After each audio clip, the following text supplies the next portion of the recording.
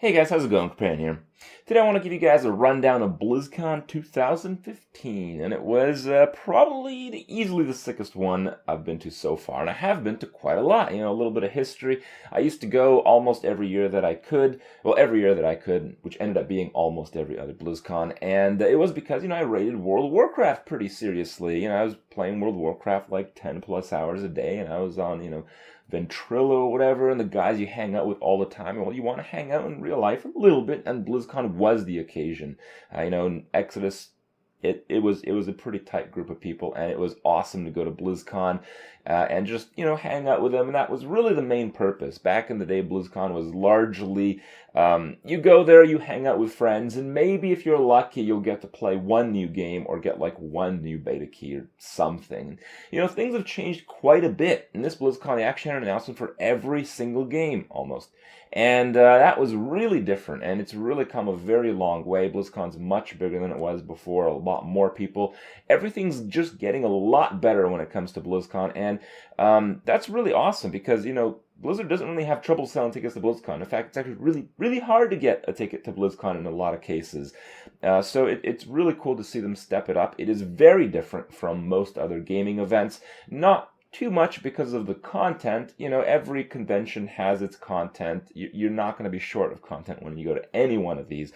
But what BlizzCon has that others don't is it has a group of people, the audience that go there, and like all of them have played World of Warcraft, just about, and all of them play very, very few games, which are just the Blizzard games. So it's a much tighter community. It's basically a place for all the Blizzard fanboys to go, and everyone there is a Blizzard fanboy, as opposed to one of the larger conventions where you have a much more segmented group of people. A few of them like this game, a few of them like that game. So when they have like an announcement at one of these bigger conventions, one of the more diverse conventions, I guess, it doesn't really appeal to that many people. But in BlizzCon, everyone takes interest and everyone is part of that group, which is why it's so close in a way, I guess.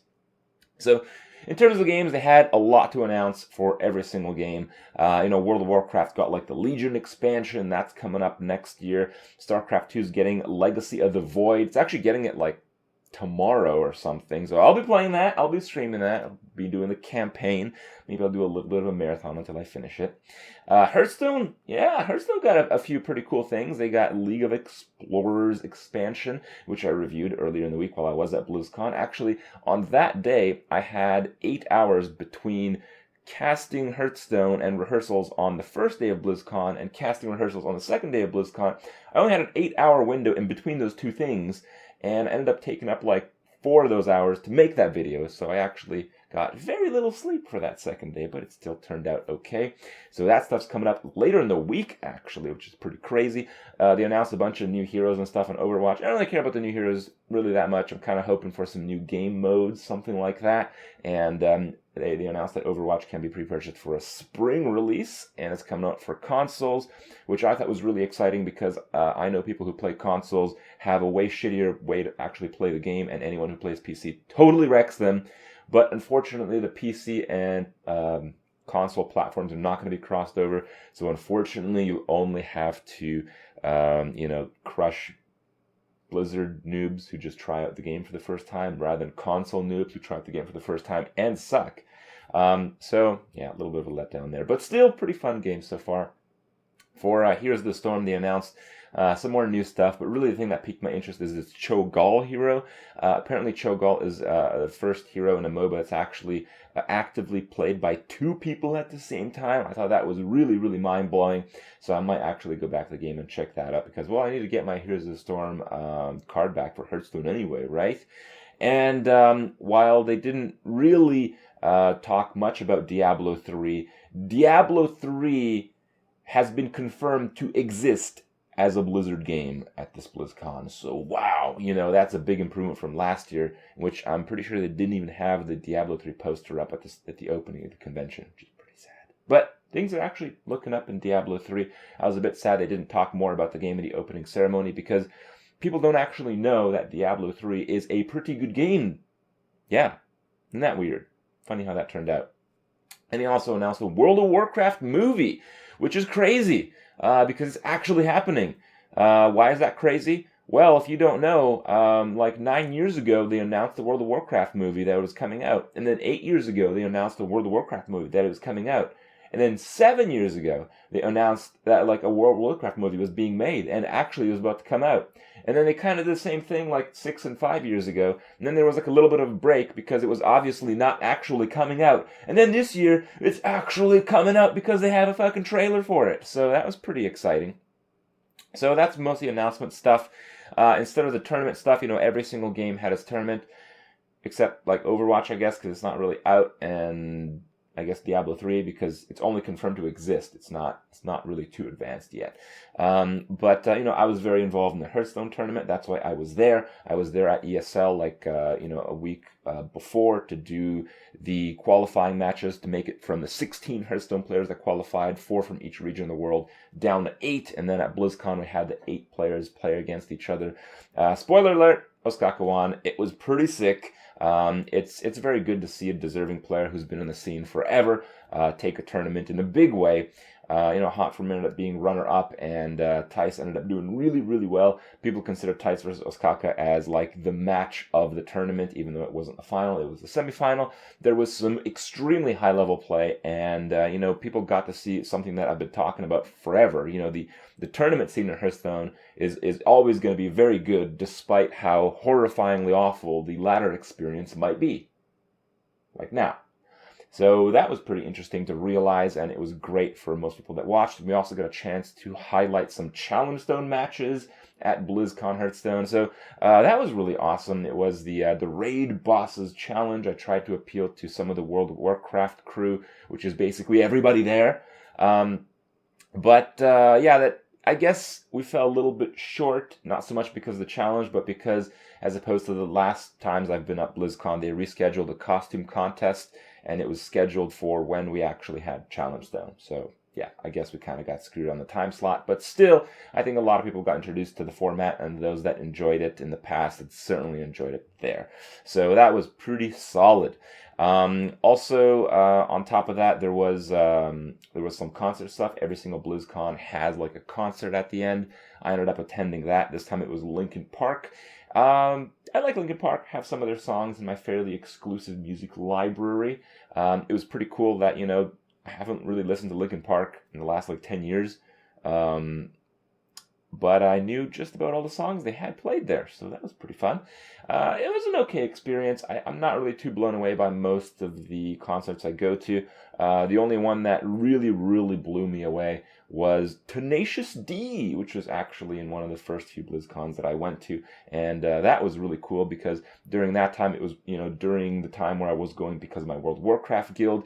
During that time, the guys over at BlizzCon weren't too anal about seat reservation.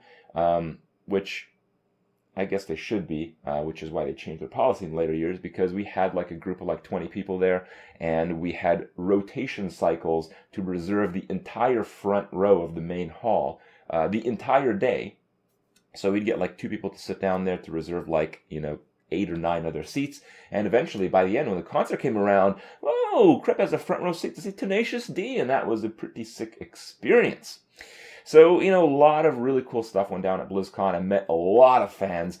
BlizzCon is actually the only event where I am afraid to, be in the open. When I walk around through different places, I always hoodie up, so I'm not as recognizable, even though I basically stop every, few meters to talk to someone, to sign something, take photos and stuff. But yeah, it was overall pretty cool.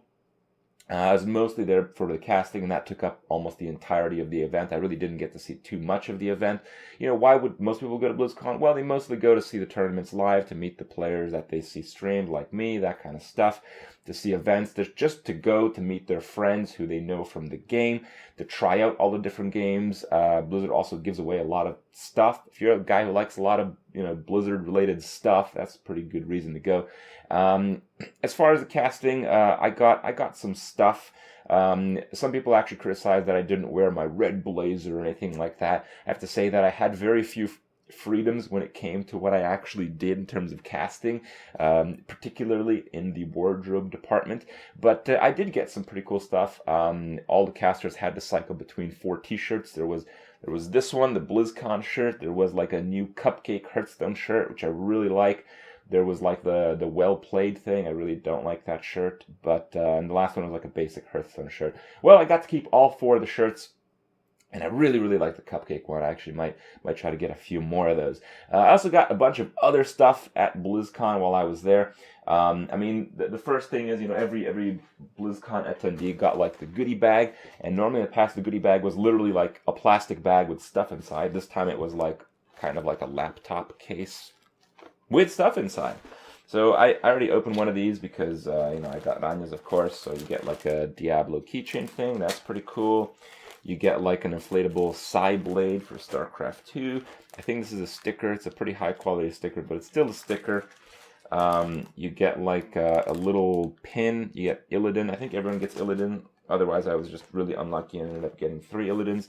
This is the program. This is like where you know when stuff happens and stuff. And actually, BlizzCon's really different than what you see on stream. And when it comes to streaming the tournaments at BlizzCon, Hearthstone fucking destroys everything else in terms of viewership, attention, and really entertainment value. But when it comes to the people there, nothing even comes remotely close to StarCraft 2. A lot of people really love to see StarCraft 2 live, and they actually opened a new segment of the Anaheim Arena, Anaheim Convention Center for the StarCraft guys. It's just like really, really cool. I don't know, discounts on stuff. You get like a luggage tag with like a Hearthstone pack. That's pretty cool. Follow us on whatever. You're being sold a little bit. Speaking of sales, there's a little bit more of that. There's like more sales, and you get like a little bit of an action figure. I'm not really going to be bothered to open this stuff, but it's it's one of those on the back. You get some of the characters in the game. But it wasn't just that. I got a little bit more stuff. I ended up getting some stuff from the store there. I got Diablo shirts for Rania and myself. I got a BlizzCon mug and the Murloc. The mug does not come with the Murloc. It's actually sold separately. But still, that was pretty cool. I'm pretty happy about that. I'm not too big on the stuff, but it's not bad. I kind of like it. If there's any stuff I'm going to get, it's like Blizzard-related stuff because I'm a Blizzard fanboy. Also got like one of these like necklace things that has like the pins. The Illidan pin is similar to the one that you get in your BlizzCon goodie bag. And there's like a whole bunch to collect, and you get like these kind of like packs in real life, and you open them, and you get more of these pins, and the gold ones are supposed to be rare. And I didn't get a gold one, and I actually got this one for the 3rd time out of the 5 that I opened. This is like the Archer thing from Diablo 3, the Demon Hunter, Valera in Heroes of the Storm, and that kind of stuff. Also, being backstage at the Hearthstone area, we got to just take some of the Hearthstone cards. Most of them are pretty lame. Like this one's pretty lame. This is Staff of Origination. I have no fucking clue what that is, but I guess it has to do with the new expansion that's coming up. But you also, I guess I can just put this around here. You get at least these are the new cards. These are the new things in the game related to the expansion. So this is like one of the explorers. That's Reno Jackson. It's another explorer. The Murloc Explorer, Bran the Explorer. This is the bad guy of the set, but it seems pretty lame. Then these are actually from last year. They had a few left over, so I snagged them. We got Garrosh, we got Lyra, we got Jaina, Anduin, Malfurion, Rexar, Gul'dan, Thrall, and your best Uther.